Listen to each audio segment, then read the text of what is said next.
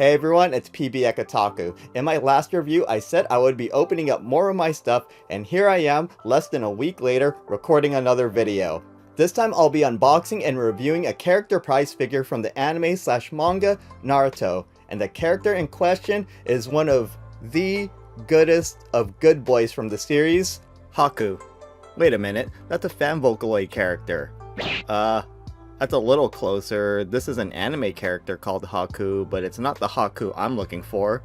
And that's not even close, that's a professional wrestler. Okay, finally, there we go, there's my boy. If you're unfamiliar with this character, Haku was one of the first antagonists of Naruto alongside Momochi Zabuza, thus he's really one of the Naruto OGs. If anyone is confused, Haku is indeed a boy, but a very androgynous one. Even Naruto couldn't believe it. Anyways, one thing I found interesting is that they made Haku look more feminine and Shippuden. They even put lipstick on him. They really went hard on wanting Haku to look like a girl. The exact figure I'll be reviewing is from Bandai Namco/Banpresto's memorable Saga line. As you can see, the prize figure box is quite small. It's about like the size of my head. The box is even shorter than this Oguri Cap prize figure, so I expect this Haku figure to be a tiny, tiny, tiny boy. Anyways, let's just get into it. We'll start with the obligatory box shots. Front, right, back, left, no bottom, but I have a top shot. Things look good so far, so let's unbox Haku.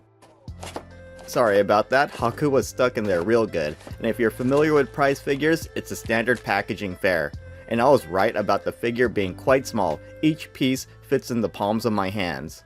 And while I'm at it, might as well.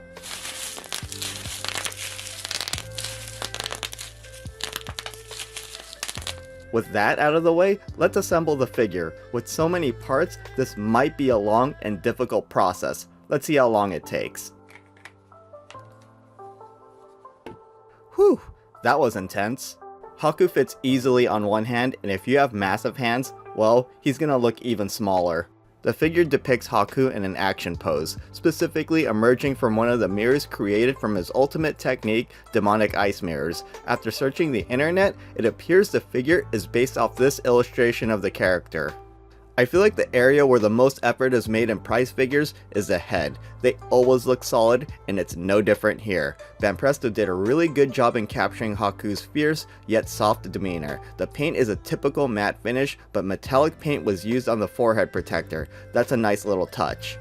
There's not much detail on Haku's hair. They didn't try to make any lines or texture here, and that's fine with me. The texture on hair often made prize figures look messy, like they have noodles for hair or something. They did do a good job with this little hair bun thing. That's super cute. Haku's mask looks cool too. I noticed it's a little messy from behind, but that doesn't matter because no normal person will ever fixate on that. The paint job has some rough edges on the main body and it's rather flat, but that's expected for a cost-effective anime prize figure. I won't knock a prize figure for that. Most of the time. Maybe. And oh my god. That brown paint though. That is...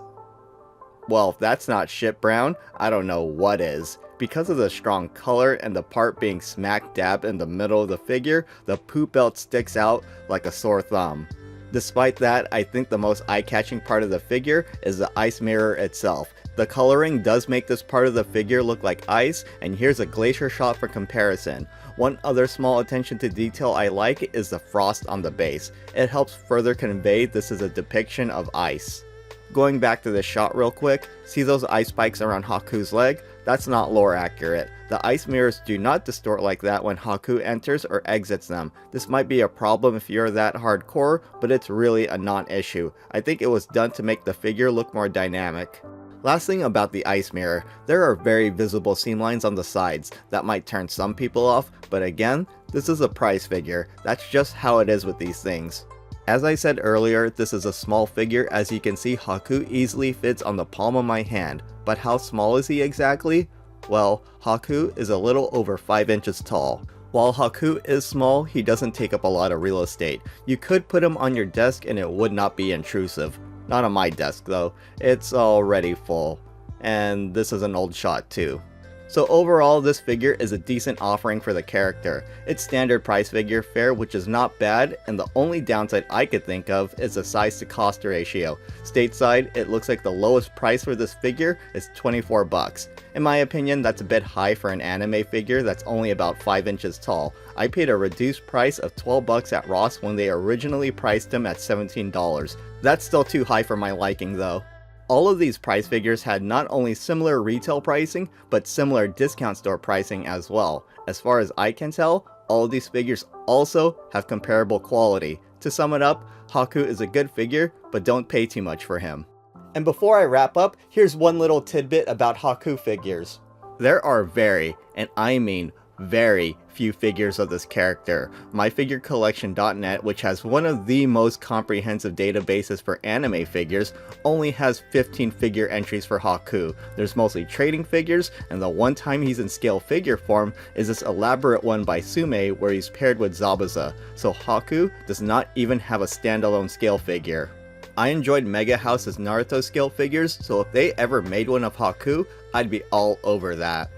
I'll call it here. If you enjoyed the video, make sure to like, comment, sub, Patreon's down low. If you have some more time on your hands, check out some more of my anime figure reviews. If I don't see you there, I'll see you later.